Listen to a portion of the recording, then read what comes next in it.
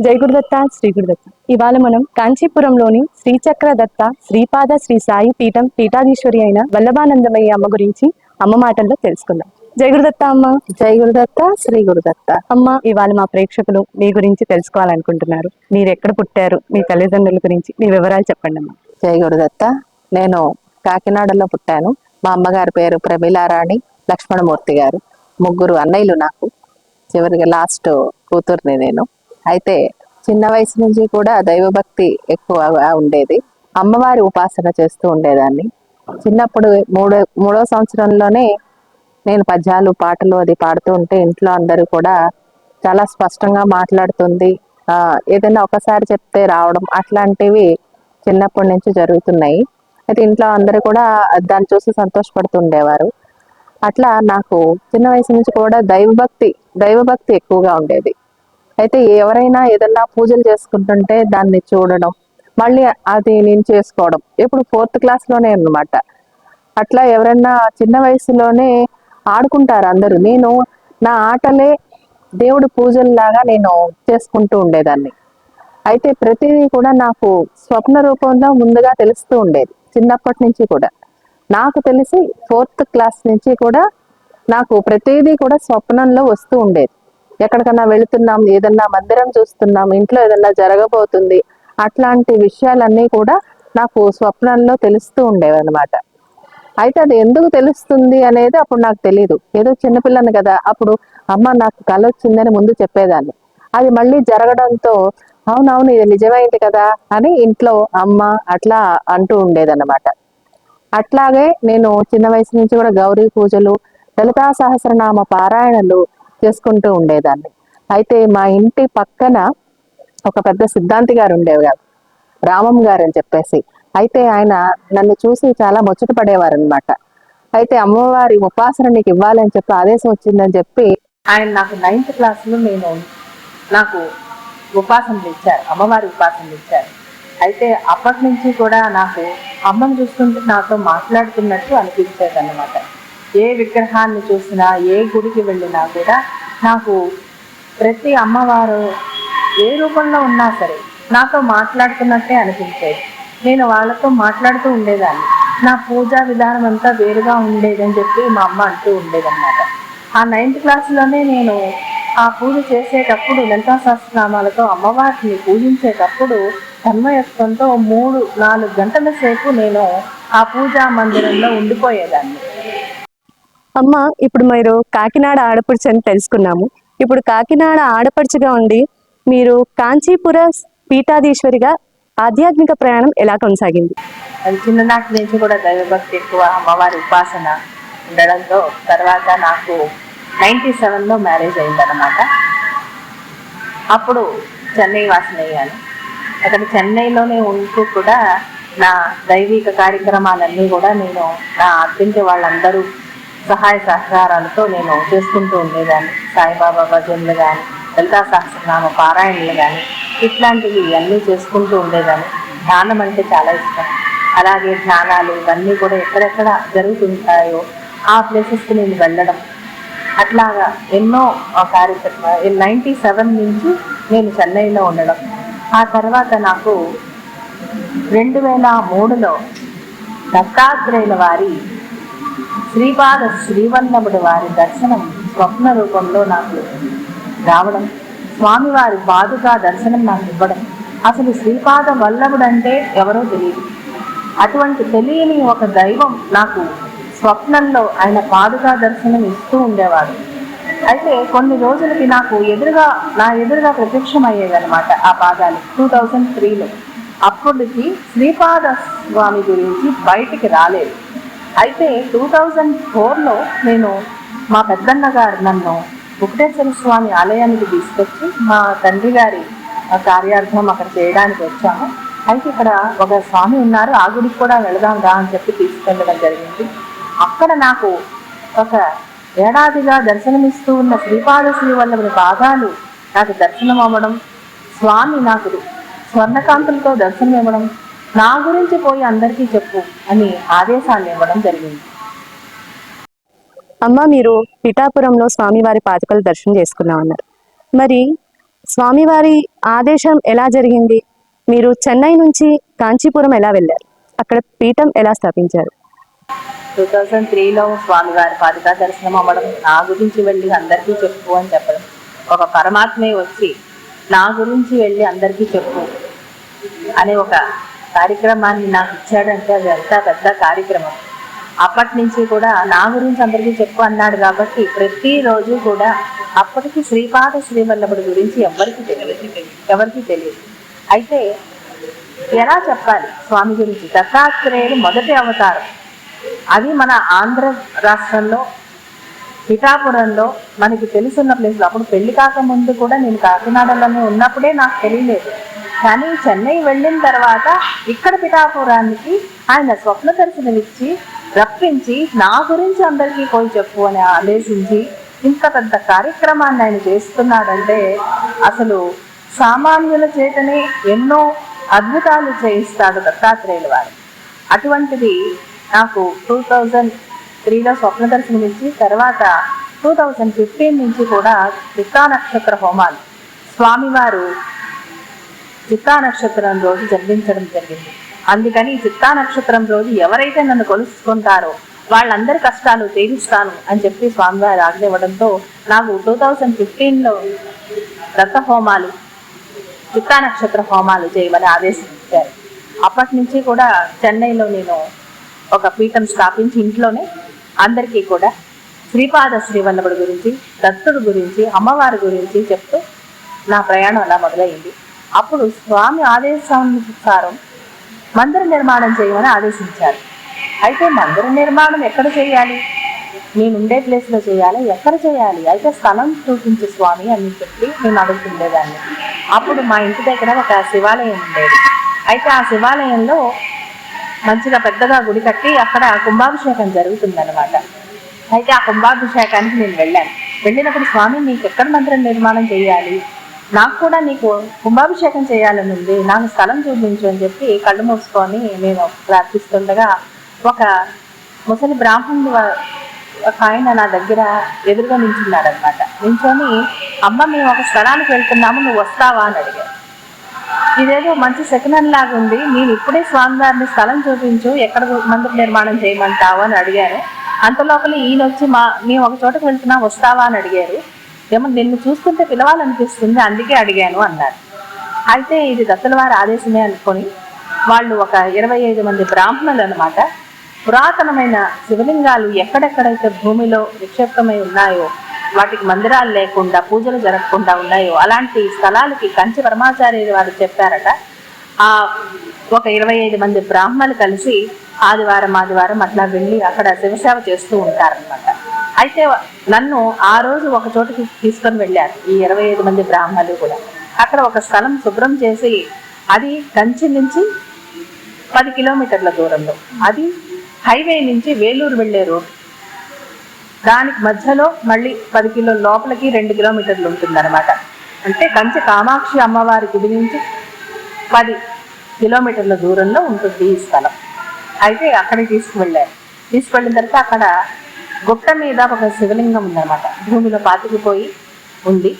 అక్కడ ఆ శివుణ్ణి మేమందరం కలిసి బయటికి తీసి ఆ శివుడికి ఒక మందిరం కట్టాలని వీళ్ళందరూ ఆ గ్రామస్తుల్ని పిలిచి చెప్తున్నారన్నమాట. పరమాచార్య వారు చెప్పారు, మీరు ఈ శివలింగానికి గుడి కట్టుకొని మీ గ్రామానికి మంచి జరుగుతుంది, మీరందరూ ఈ శివుని పూజించండి అని చెప్పి వెళ్ళారు. అయితే నేను ఏంటి స్వామి చెన్నై నుంచి ఇంత దూరం కంచి, నాకు భాష రాదు, తమిళ అంతగా రాదు. అయితే భాష రాని స్థలంలో ఊరి కాని ఊర్లో, అది తమిళనాడులో, మళ్ళీ కంచిలో ఎక్కడిచ్చాడో చూడండి. అయితే కంచిలో నిర్మాణం చేయాలా? అయితే ఈ స్థలం ఇట్లా పొలాల మధ్యలో ఉంది, అడవిలాగా ఉండేది అనమాట ఆ ప్రాంతం అంతా కూడా. ఇక్కడ నన్ను మందిర నిర్మాణం చేయమంటున్నావా, నాకు అర్థం కాలేదు స్వామి అని చెప్పేసి నేను వచ్చేసిన తర్వాత ఇదే ఈ స్థలంలోనే నీకు మందిర నిర్మాణం కావాలంటే నాకు ఏదైనా ప్రమాణికం చూపించని చెప్పి అడిగాను అనమాట. అడిగితే ఆ రోజు రాత్రి నిద్రలో నాకు కంచి పరమాచార్యుడి వారు చంద్రశేఖర సరస్వతి భారతి వారు కల్లో కనిపించి నా చెయ్యి పట్టుకొని తీసుకొని వెళ్ళారు. ఈ శివుడికి మొదటిగా నువ్వు ఆలయం నిర్మించు, ఆ తర్వాత నీకు దత్తుడు ప్లేస్ చూపిస్తాడు అని చెప్పడం జరిగింది. అయితే మళ్ళీ నేను 2016లో ఆ ప్లేస్ చూపించారు స్వామివారు. నేను 3 సంవత్సరాల పాటు ఆ స్థలానికి వెళ్ళడం రావడం, ఎలా మొదలు పెట్టాలో తెలియదు. ఒక భాష రాని చోట వేరే ప్రాంతంలో మనం వెళ్ళి ఒక మందిర నిర్మాణం, ఒక ఇల్లు కట్టడమే చాలా కష్టం. అట్లాంటిది ఒక మందిర నిర్మాణం చేయమంటే అసలు ఎలా మొదలు పెట్టాలనేది దత్తుడు చెప్పాడంతే, శ్రీపాదుడు చెప్పాడు, ఆయన చెప్పింది చేయాలంటే. నా గురించి పోయి చెప్పు అన్నాడు. తర్వాత మందిర నిర్మాణం గురించి ఆజ్ఞనిచ్చినప్పుడు ఒక పరమాత్మ వచ్చి మనం వెతుక్కుంటూ వచ్చి నా గురించి చెయ్యి కార్యక్రమం అంటే, ఎవరైనా మన ఫ్రెండ్స్ అడిగితేనే అంత హెల్ప్ చేస్తూ ఉంటాం. అట్లాంటిది ఆ పరమాత్మే వచ్చి అడుగుతున్నప్పుడు ఇంకా ఆలోచించేది ఏంటి, ఇది జరుగుతుంది ఖచ్చితంగా, ఆయన చెప్పాడు కాబట్టి ఇది జరిగి తీరుతుంది అని చెప్పేసి మొత్తానికి ఒక 3 సంవత్సరాల పాటు వెళుతూ రావడం జరుగుతూ ఉండేది. అయితే ఆ పరమాత్మే స్వయంగా వచ్చి నాకు మందిర నిర్మాణం చేపట్టు, నా గురించి పోయి అందరికీ చెప్పు అన్నప్పుడు అది ఎంత పెద్ద కార్యం. ఆయన చెప్పాడు అంటే జరిగి తీరుతుంది. ఆ పరమాత్మే మన చేత చేయించుకుంటాడు, ఆ పరమాత్మే నన్ను ఎన్నుకున్నాడు అని నమ్మి ఆయన చెప్పిందంతా చేస్తూ ఇంతవరకు వచ్చాను. అమ్మ, చాలా దత్తక్షేత్రాల్లో ఏకముఖిగాను మరియు త్రిమూర్తి దత్తాత్రేయుల వారు పాదుకలతో సహా మనం దర్శనం చేసుకుంటాం. కానీ చాలా ప్రత్యేకంగా మన శ్రీచక్ర దత్తాత్రేయ పీఠంలో స్వామివారు కంచిలో శ్రీచక్రాన్ని తన హృదయ స్థానంలో పెట్టుకొని దర్శనమిస్తారు. చాలా ప్రత్యేకంగా అనిపించింది. దానికి కారణమమ్మ, స్వామివారు శ్రీపాద శ్రీవల్లభ స్వామి నాకు మందిర నిర్మాణం చేపట్టని చెప్పి ఆజ్ఞనిచ్చారు కదా. అయితే మందిర నిర్మాణం చేసేటప్పుడు మొట్టమొదటిసారిగా శ్రీపాద వల్లభుడు, ఏకముఖ దత్తాత్రేయుడు, అట్లా సాయిబాబా వారు, మొత్తం దత్తాత్రేయుల పంచకం, మొత్తం అక్కలకోట స్వామి, మాణిక్య ప్రభు, నృసింహ సరస్వతి అందరి విగ్రహాలు ప్రతిష్ఠించడం జరిగింది. అయితే స్వామి మొదటి కుంభాభిషేకం అయిన తర్వాత శ్రీచక్ర దత్తాత్రేయుడిగా నన్ను ప్రతిష్ఠించు, శ్రీచక్రంలో నన్ను ప్రతిష్ఠించు అని ఆజ్ఞాపించడం జరిగింది.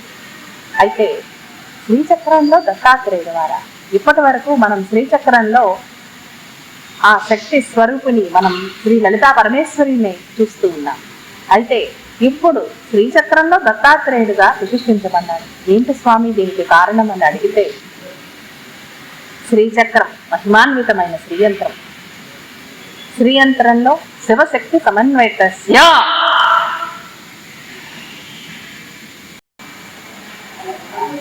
అయితే శ్రీచక్రంలో శివశక్తులు 2 ఉంటాయి. అట్లాంటి స్త్రీ రూపంలో అమ్మవారిగా ఉంటే, పురుష రూపంలో దత్తాత్రేయ రూపంలో శ్రీచక్రంలో దత్తాత్రేయుల వారు ఉంటారు. ఎందుకంటే శ్రీ యంత్రాన్ని భూమికి పరిచయం చేసింది దత్తాత్రేయుల వారు. ఆది గురువైన దత్తాత్రేయుల వారు పరశురాముడికి శ్రీ విద్య ఉపాసనని అందిస్తూ నేనే త్రిపుర అన్నాడు. అంటే అమ్మవారికి అయ్యవారికి భేదం లేదు. ఇప్పుడు ఈ వరల్డ్ ప్రొటెక్షన్ కోసం శ్రీచక్రంలో నన్ను ప్రతిష్ఠించు అని చెప్పి ఆజ్ఞాపించడం జరిగింది. శ్రీయంత్రం అనేది మహిమాన్వితమైనది. అటువంటి శ్రీయంత్రంలో దత్తాత్రేయుల వారు ఈ విశ్వానికే జగద్గురువైన ఆదిశంకరాచార్యుల వారికే గురువైన ఆ దత్తుడు ఇప్పుడు వరల్డ్ ప్రొటెక్షన్ కోసం శ్రీచక్ర దత్తాత్రేయుడిగా ప్రతిష్ఠించమని ఆజ్ఞాపించడంతో ఆ రూపాన్ని పదే పదే చూపించి నా చేత గీయించి అట్లాంటి మూర్తిని తయారు చేయించి అందులో కాంచీపురంలో శ్రీచక్ర దత్తక్షేత్రంలో శ్రీచక్ర దత్తాత్రేయుల వారిగా ప్రతిష్ఠించడం జరిగింది. అమ్మ, మనందరికీ తెలిసిన విషయంలో చాలా మందికి తెలుసు, స్వామివారు మీకు ఆజ్ఞాపించారు కోటి శ్రీచక్ర ప్రతిష్టాపన మహాయజ్ఞాన్ని ఎలా కొనసాగిస్తున్నారు, అది మీ మాటల్లో తెలుసుకోవాలనుకుంటున్నాను. శ్రీపాద శ్రీవల్లభ స్వామి ఆది గురువైన దత్తాత్రేయుల వారు పిఠాపురంలో ఆయన జన్మ తీసుకున్న స్థలం, ఆయన అవతరించిన ప్లేసు. అయితే శ్రీపాద శ్రీవల్లభుడు కలియుగానికి దైవం, భవిష్యత్ పురాణంలో ఉంది. కృతే జనార్దనా దేవో త్రేతాయాం రఘునందనాం ద్వాపరే రామకృష్ణంచ కలవు శ్రీపాద శ్రీవల్లభ అని చెప్పి మన భవిష్యత్ పురాణంలో రాసింది. అట్లా ఈ కలియుగంలో గురు రూపంలో ఆయన మనందరికీ కూడా దర్శనమిస్తూ ఈ కలియుగం నుంచి, ఈ కలియుగ ప్రభావాల నుంచి మానవాళిని రక్షించడం కోసం సత్యుగ స్థాపనని నేను చేస్తానని చెప్పి ఆయన మాటిచ్చారు. ఆయన సత్యుగ స్థాపనకి ఎన్నుకున్న ప్లేస్ కాంచీపురం. కాంచీపురం భూమండలానికి నాభిస్తాను. అటువంటి స్థలంలో శ్రీచక్రంతో ఆయన మనందరికీ కూడా దర్శనమిస్తూ ఈ వరల్డ్ ప్రొటెక్షన్ చేయడం కోసం, రక్షించడం కోసం ఆయన శ్రీచక్రాన్ని పట్టుకొని మనందరినీ కూడా రక్షించడానికి దిగంబర దిగంబర శ్రీపాద వల్లభ దిగంబర దిగంబర దిగంబర శ్రీచక్ర దత్తాత్రేయ దిగంబర అనే మంత్రాన్ని కూడా మనందరికీ అందించారు. ఈ నామం ఎక్కడైతే జపిస్తూ ఉంటారో అక్కడ వరల్డ్ ప్రొటెక్షన్ జరుగుతుందని చెప్పడం జరిగింది. ఈ మంత్రాన్ని, ఈ రూపాన్ని ఈ ప్రపంచానికి అందించు సత్యయుగ స్థాపనకి ఇక్కడ కాంచీపురంని నేను ఎన్నుకున్నాను. ఈ సత్యయుగ స్థాపన జరగాలంటే, ఈ ప్రళయాలన్నీ శాంతించాలంటే కోటి శ్రీచక్ర ప్రతిష్ట నువ్వు కంచిలో చేయాలి అని చెప్పి ఆజ్ఞాపించడంతో ఇట్లాంటి మహాయజ్ఞాన్ని స్వామివారు ఆదేశించడం, దాన్ని తీసుకెళ్లడం జరుగుతోంది. దిగంబర దిగంబర శ్రీపాద శ్రీవల్లభ దిగంబర, దిగంబర దిగంబర శ్రీచక్ర దత్తాత్రేయ దిగంబర. ఇప్పుడే అమ్మవారు ఆ నామాన్ని మనకు చెప్పారు. కానీ చాలా మంది ద్వారా ఈ నామం పలకడం ద్వారా, నామాన్ని జపించడం ద్వారా చాలా మందికి మంచి జరిగిందని తెలిసింది నాకు కూడా. అది అమ్మ ద్వారా ఆ మాటను మనం కూడా తెలుసుకుందాం. అమ్మ చెప్పండి. శ్రీపాద శ్రీవల్లభ స్వామి ఈ మంత్రాన్ని వరల్డ్ ప్రొటెక్షన్ కోసం అన్నారు. అయితే దాంట్లో మనం కూడా రక్షించబడతాం, దాంట్లో మనం కూడా ఉన్నాం. మన రక్షణకు కూడా ఈ మంత్రాన్ని ఇచ్చారు. అయితే ఈ మంత్రం జపం వలన ఎంతో మందికి ఎన్నో లాభాలు జరిగినాయి. ఒక వరల్డ్ వైడ్ ఒక గ్రూప్ ఉంది. ఆ గ్రూప్ లో ఈ మంత్రాన్ని చాలా మంది జపిస్తూ ఎన్నో లక్షల సార్లు ఇప్పటికే అయ్యింది. ఎందుకంటే అందరికీ రక్షణ మిమ్మల్ని స్వామివారు ఆదేశించడం ప్రకారం ఆ ఆజ్ఞను అనుసరిస్తూ దత్తాత్రేయుల భక్తులందరూ కూడా ఈ మంత్రాన్ని చాలా మంది జపిస్తూ ఉన్నారు. అయితే ఇలాగా కెనడాలో ఒక అబ్బాయికి 9 ఏళ్ల బాలుడికి నడవలేని స్థితిలో ఉన్నప్పుడు ఈ మంత్రం ఎవరో వాట్సాప్ గ్రూప్లో ద్వారా వాళ్ళకి వెళ్ళి అక్కడ ఒక దత్తాత్రేయ మందిరంలో రోజు ఈ బాబుని తీసుకొని వెళ్ళి అక్కడ ఈ మంత్ర జపం చేసేవారు. అయితే 6 నెలల తర్వాత ఆ బాలుడు నడుస్తున్నాడని చెప్పి వాళ్ళు స్వయంగా నా నెంబర్ తెలుసుకొని ఫోన్ చేశారు. చాలా అద్భుతమైన విషయం. దత్తాత్రేయుల వారు ప్రపంచమంతా కూడా ఈ మంత్రాన్ని అందరూ జపించాలని ఇట్లాంటి అద్భుతాలు ఎన్నో చేస్తున్నారు స్వామివారు. చాలా సంతోషం అమ్మ. ఈ నామం వల్ల అందరికీ ప్రయోజనం జరగాలని మనస్ఫూర్తిగా కోరుకుంటున్నాను. అమ్మ, కోటి శ్రీచక్రాల ప్రతిష్టాపన గురించి మా అందరికీ చెప్పారు. ఇప్పుడు ఆ పూజ ఎలా చేసుకోవాలి, దాంట్లో అందరూ ఎలా పాల్గొనాలి, ఏమైనా నియమాలు ఉన్నాయా, మా అందరికీ తెలియజేయండి. కోటి శ్రీచక్ర ప్రతిష్ట మహాయజ్ఞ కార్యక్రమం ప్రతి ఊర్లోనూ జరగాలి. ప్రతి ఒక్కళ్ళు కూడా ఈ భాగస్వాములు అవ్వాలి. ఎందుకంటే సత్యుగ స్థాపనకి మనందరం కూడా సమిధనం కావాలి. ఆ దత్తాత్రేయుల వారి ఆజ్ఞలో మనమందరం కూడా ఆయన మహాసంకల్పాన్ని మనం పాటించాలి. అయితే ఈ కోటి శ్రీచక్ర ప్రతిష్ట మహాయజ్ఞం అనేది ప్రతి ఒక్క ఊర్లోనూ జరగాలి అనేది నా ఆశ. అంటే ప్రతి ఒక్క భక్తుడికి కూడా ఇది అందాలి. ఒక శ్రీ యంత్రాన్ని ఒక మందిరంలో ప్రతిష్ఠించాలి అంటే అది ఎంతో పుణ్యం చేసుకోవాలి. అటువంటిది కాంచీపురంలో ప్రతిష్ఠ చేయాలంటే ఏ యుగంలోనూ కూడా ఇటువంటి ఒక అద్భుతమైన మహాయజ్ఞం ఎక్కడా జరగలేదు. మన దత్తుల వారు శ్రీపాద శ్రీవల్లభ స్వామి వారిచ్చిన ఆదేశానుసారం ఇక్కడ కంచిలో కోటి శ్రీచక్ర ప్రతిష్టాపన ప్రతి ఒక్కళ్ళకి అందాలని, ప్రతి మానవాళికి చేరుకోవాలని, ప్రతి భక్తుడు కూడా తన చేతుల మీదుగా పూజించి ఇచ్చిన శ్రీయంత్రాలను ఇక్కడ కంచిలో శ్రీచక్ర దత్తాత్రేయుని పీఠంలో 16 అడుగుల శ్రీపాద శ్రీవల్లభుని పంచలోహ విగ్రహం తయారు కానుంది. అది కూడా స్వామివారు ఇచ్చిన సంఖ్య ఆ 16 అనేది. ఎలా చేయించాలి, ఏ రూపంలో నేను వస్తాను అన్నది కూడా ప్రతి విషయం కూడా ఆయనే చెప్తూ ఉంటారు. మన మందిరంలో ప్రతి ఒక్క విగ్రహం కూడా ఎక్కడ ఏది పెట్టాలి, ఎలా చేయాలి అనేది ప్రతిదీ ఆదేశిస్తూ ఉంటారు. అట్లా ఈ కోటి శ్రీచక్రాలు కూడా శ్రీచక్ర దత్తపీఠంలో 16 అడుగుల శ్రీపాద శ్రీవల్లభుని పంచలోహ విగ్రహం కింద లలితా పరమేశ్వరి, లలితా త్రిపుర సుందరి 3 అడుగుల పంచలోహ విగ్రహం కింద ఈ యంత్రాలను ప్రతిష్ఠించడం జరుగుతుంది. అక్కడ ఒక పెద్ద ధ్యాన మండపం ఏర్పాటు చేయమని స్వామివారి ఆదేశం. దాని ప్రకారం ఆ శ్రీయంత్రాలను, నేను పూజించిన శ్రీయంత్రాలను ఆ దత్తుల వారి కింద అమ్మ త్రిపుర శ్రీ లలితా త్రిపుర సుందరి, శ్రీ లలితా త్రిపుర సుందరి కింద ప్రతిష్ఠించడం జరుగుతుంది. అమ్మ, ఇప్పటి వరకు శ్రీచక్ర పూజలు ఎక్కడైనా చేయించారు? శ్రీచక్ర పూజలు ఈరోజు పిఠాపురంలో శ్రీ శ్రీ శ్రీ గణపతి సచ్చిదానంద స్వామీజీ వారి ఆశీస్సులతో ఇక్కడ జరగడం, అందరికీ ఆ భాగ్యం దక్కడం మనం చూసాం. ఇలాగే హైదరాబాద్లో చేశాం, పూణేలో చేశాం, చెన్నైలో చేశాము, కంచిలో చేశాము, కాకినాడ, అయినవెల్లి, భీమవరం, అర్ధవరం, ఎన్నో ఊర్లలో ఎవరెవరైతే అక్కడ శ్రీయంత్ర పూజలను చేసుకోవడానికి మమ్మల్ని పిలుస్తున్నారో ఆ ఊర్లకు వెళ్ళి అక్కడ క్షేత్రాలలో కానీ, ఇళ్లల్లో కానీ, కళ్యాణ మండపాల్లో కానీ ఒక 100 మందితో 1000 మందితో ఈ కార్యక్రమాన్ని చేస్తున్నాము. ఎందుకంటే కోటి శ్రీయంత్రాలు అవ్వాలి. దత్తుల వారి ఆజ్ఞ ప్రకారం ఆ మహాయజ్ఞాన్ని అన్ని చోట్లకి మేము తీసుకెళ్లాలని అనుకుంటున్నాం. ఏమంటే అందరూ కూడా కంచి వచ్చి ప్రతిష్ఠించాలంటే చాలా కష్టం. అందుకే ఈ భాగ్యాన్ని ప్రతి ఊరుకు తీసుకువెళ్ళాలి, ప్రతి ఒక్కరికి దీనిలో భాగస్వామ్యం చేయాలని చెప్పేసి ఆ దత్తుల వారి ఆజ్ఞ ప్రకారం ఈ కార్యక్రమం నడుస్తుంది.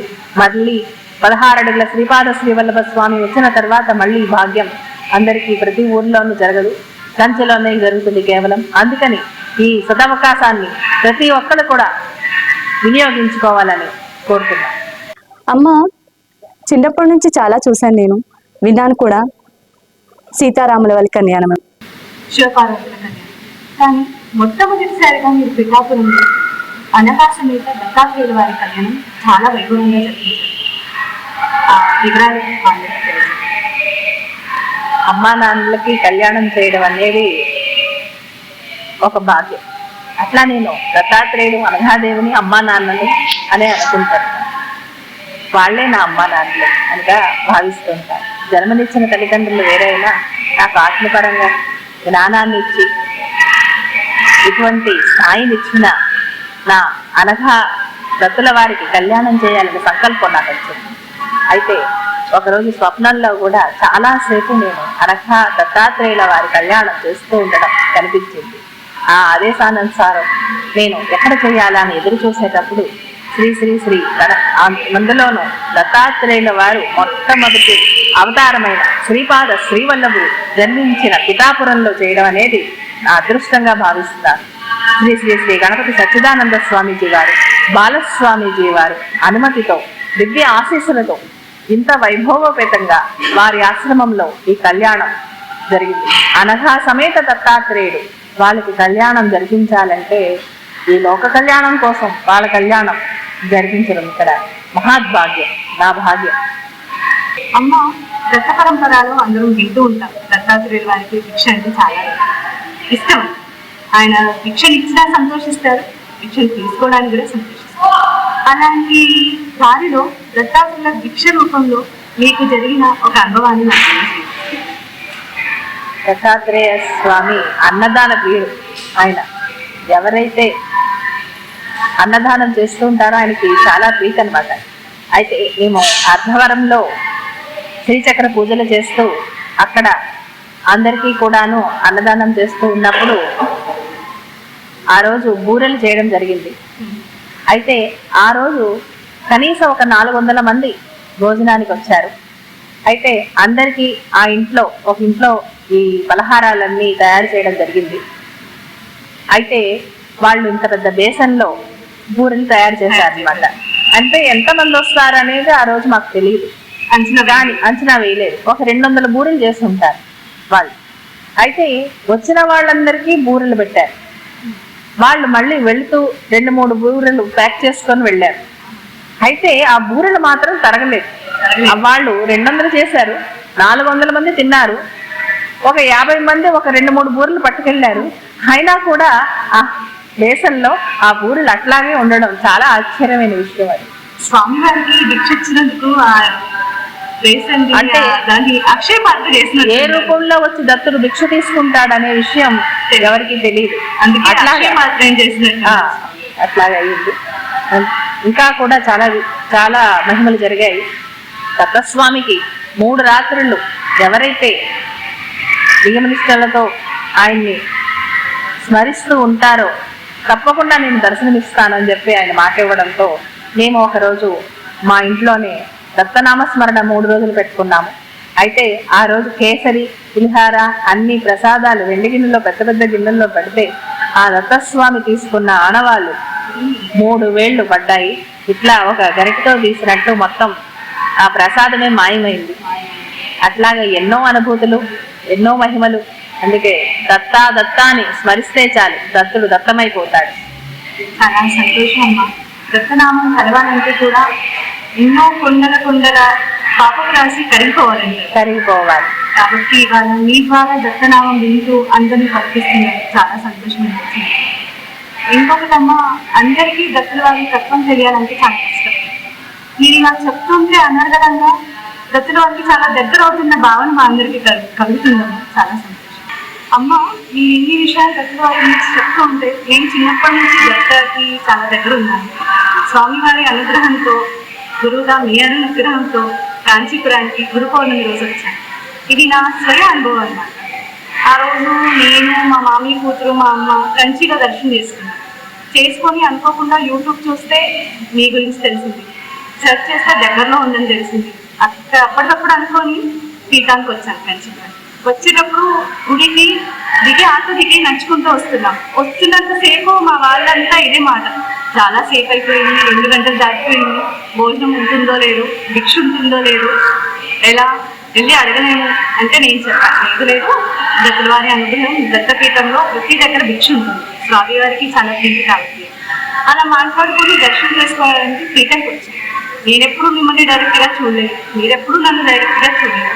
స్వామి వారి దగ్గరకు వచ్చి దర్శనం చేసుకున్నప్పుడు దత్తుల వారు వచ్చేసి అమ్మ నువ్వు వెళ్ళి ముందు దత్త భిక్ష తినేసిరా, తర్వాత నా దర్శనం చేసి అంటే అప్పుడు అనిపించింది అనమాట, మనమే మాట్లాడుకుంటున్నాం, మా వరకే మాట్లాడుకుంటున్నాం, కానీ స్వామి సర్వంతర్యాలు పిల్లవకదారి అన్నీ వింటూ ఉంటారు. అది నాకు జరిగిన స్వయానుభవం. ఇంకా అమ్మ అన్ని చూపిస్తున్నారు అక్కడ, స్వామివారు, వారాయి విగ్రహం, లలితాంబికారి విగ్రహం, ఇంకా అక్కడ ఉన్న శ్రీచక్ర దత్తాత్రేయ స్వామి చెప్తూ ఉండగానే నేను చూస్తూ ఉన్నాం. అప్పటిదాకా ఒక 2 నిమిషాల ముందు కూడా ఎలాంటి చలనం లేదు, ఒక స్థితిలో ఉన్నాం. సడన్గా చూసేసరికి ఆ బాలా త్రిపుర సుందరి అమ్మవారికి చెంపలు వస్తాయి.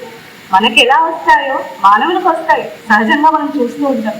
టెన్షన్ పడినా, కొడుకు పోసిన ఎండాకాలంలో చూస్తూ ఉంటాం, కానీ విగ్రహానికి చెంపలు రావడం చాలా కొత్తగా అనిపించింది. అసలు ఆ అనుభవాన్ని వర్ణించలేను, అంత గొప్ప అనుగ్రహాన్ని స్వామివారు నాకు కల్పించారు. సంతోషం. అమ్మ, శ్రీచక్రార్చన పూజ చేసుకోవడం మిమ్మల్ని ఎలా సంప్రదించారు? కింద కనబడుతున్న నెంబర్లకి ఫోన్ చేసినట్లయితే నేనే స్వయంగా చెప్తాను. అందరికీ కూడా ఆ శ్రీచక్ర పూజలు ఎలా చేసుకోవాలి, ఎలా మీకు అందుతాయి, మళ్ళీ మీరు మాకు ఎలా పంపించాలి అనేది నేను స్వయంగా చెప్తాను. అమ్మ, చాలా సంతోషంగా ఉంది. దత్తుల వారి గురించి, దత్తతత్వం గురించి, శ్రీచక్రార్చన ప్రతిష్టాపన గురించి అన్ని చాలా బాగా తెలియజేశారు.